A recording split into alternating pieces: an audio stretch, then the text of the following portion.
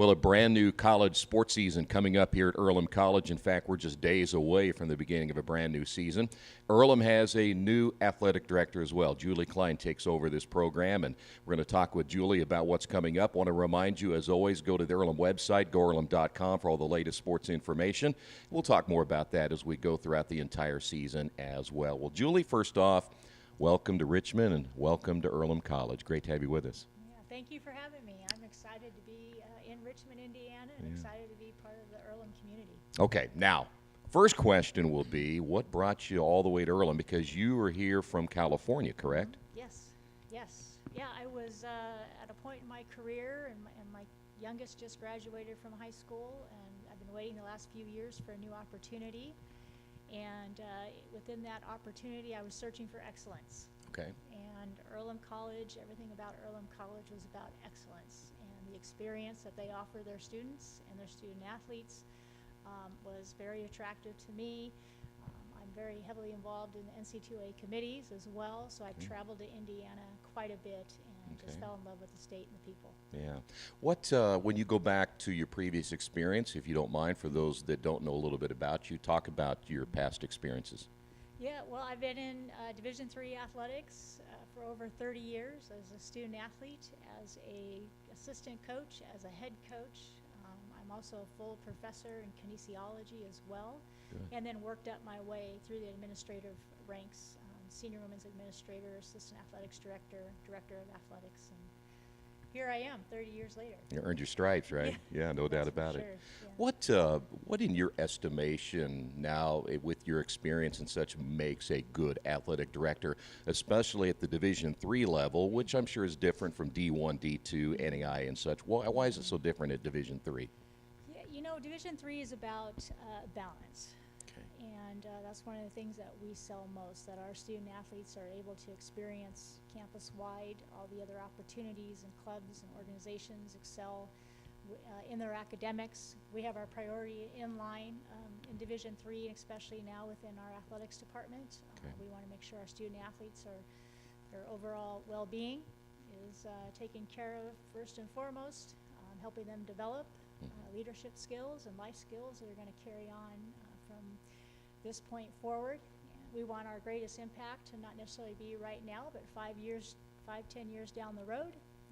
And then academically, I'm usually the first to tell the kids that that sporting participation is going to end, right, and the degree is going to keep going.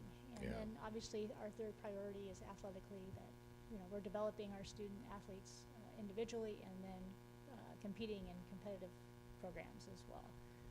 So I think it's a bigger picture in Division III. I think the priorities are different, much more student-centered in what they want to do and helping them get there. What has been your initial reaction? You've been here a short time, so you're probably as busy as anybody in the entire city right now, just trying to get acclimated and such. But what's been your initial reaction to what you've seen so far here at Earlham? You know, this is just a fantastic community, and everyone's working extremely hard. We're all student-centered focused. Within our athletics department, I've had a chance to meet with all of our head coaches and a lot of our assistant coaches and our administrative team, and every single person is driven, and their priorities are in line for their students and for their programs, and just an incredibly hard-working group. They're a younger group, but and they're willing to soak it in, right? To be mentored and directed, and so that's exciting for me, just given my years of experience. That's what I was looking for, an opportunity to build a program. You mean Steve Sakasitz fits in that mold too? Because I'm not sure that. That's right. You do have a lot of good coaches, don't you? Though. Yeah. Absolutely. Yeah. Absolutely. Really excited and just younger coaches and eager to keep learning, and we should. Any of us in higher education want to be lifelong learners, and we need to do that to keep up in our field and to be leaders in our field. You know, the other area, and I've always thought about this, I've been here a long time, and Earlham has finally gotten to that stage from a facility standpoint where it competes with just about anybody. Were you really impressed with what you saw in the facilities here? Absolutely. That was on my list in my search process. facilities. If you build it, they will come. Right. And there's research out there, there's surveys out there. Students are looking for top-notch facilities, not only within athletics, but across the campus. Yeah. We're dealing with a country club kid these days, Mm-hmm. and we've got to provide that country club experience, and having top-notch facilities is part of that. When you interviewed, I'm sure they probably asked you about short-term goals, long-term goals. What would you like to see here at Earlham College now that you've had a chance to get your feet wet a little bit? You know, we just had our staff retreat this past week. I thought it went really well, and we talked about getting this ship moved out of the dock.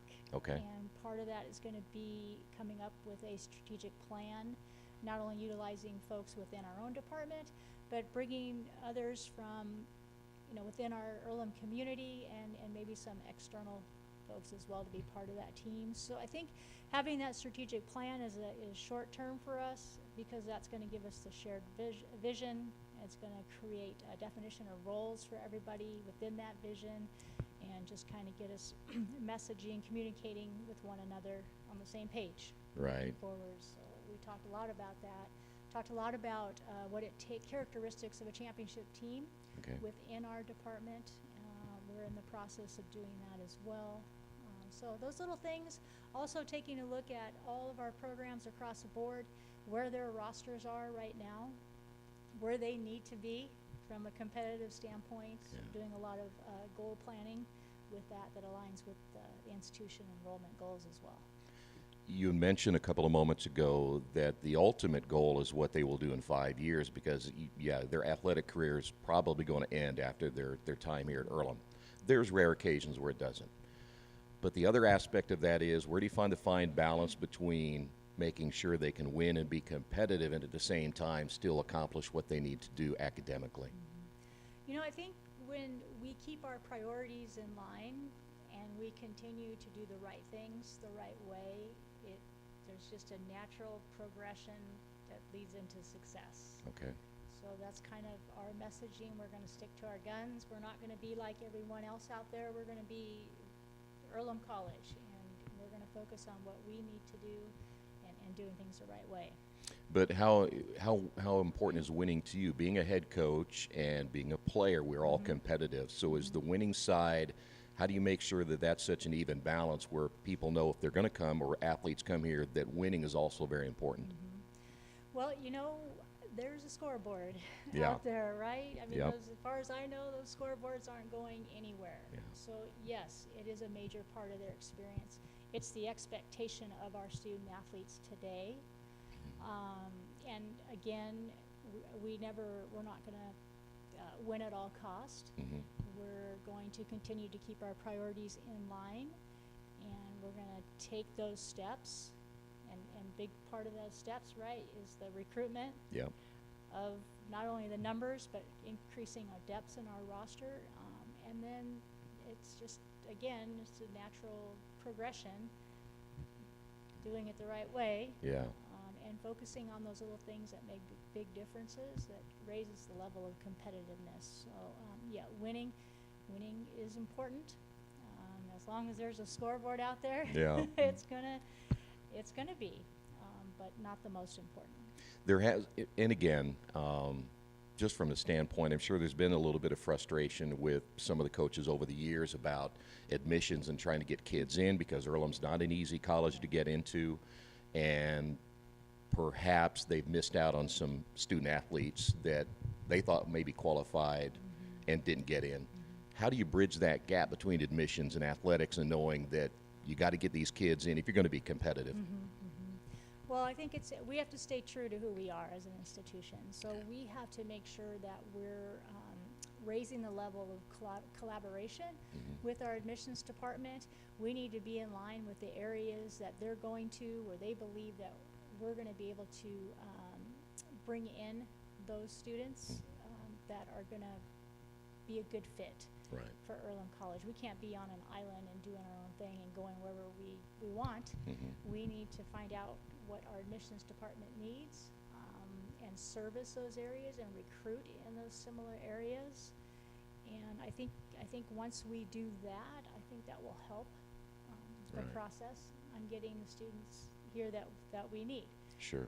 But the biggest, we've got to have a collaboration. We've got to build that relationship with our admissions department, and I think that's a big piece of my job. Actually, one of my priorities. Sure, you bet. You know, I've seen a lot of improvement in many of the programs over the years, but there's one area of concern right now that I'm sure a lot of people look at, and that is the football program because of the numbers aspect. And that kind of leads back to my question from before: how do you get in? Because football's a numbers game, and if you don't have the numbers, it's awful hard to compete. Is that maybe the biggest concern you have? I shouldn't say maybe the biggest. Is it one of them right there? We got to find a way to get more numbers in football to make sure it's competitive. Yeah, and from a health and safety standpoint as well. And it's a big priority for me. I think football is an important part of a traditional undergraduate campus. A lot of times football sets the tone for the whole year, and we need to get back to that where our program is. So I have been the last, June, July, 2 months now, just kind of doing an overall assessment of the football program and working with the coaches. And I just met with them last week and kind of clearly defined some goals, expectations for the program now. And so it's just it's going to be an ongoing assessment. We have some goals in place now. We're going to look forward to this year and do everything we can to make it a positive healthy experience for our students. And I think just raising the level of expectation throughout the whole department, all programs. For me, all programs are important. Right. There's no one program that's more important than the other. And so that's where our focus is. Now there's programs that need a little more focus than others, and that's what we're going to do, and that's okay, because that's part of the process. And be the best you can be. And as you say, expectations. Yep. Yeah, no doubt about it. But most of those coaches are used to that, though, I would imagine, right? At least do you get that feeling? Well, you hope so. Yeah. Yeah, absolutely. You hope so. You hope the coaches of your programs have that expectation, and I think it just helps with a little push from the leader of the department. You bet.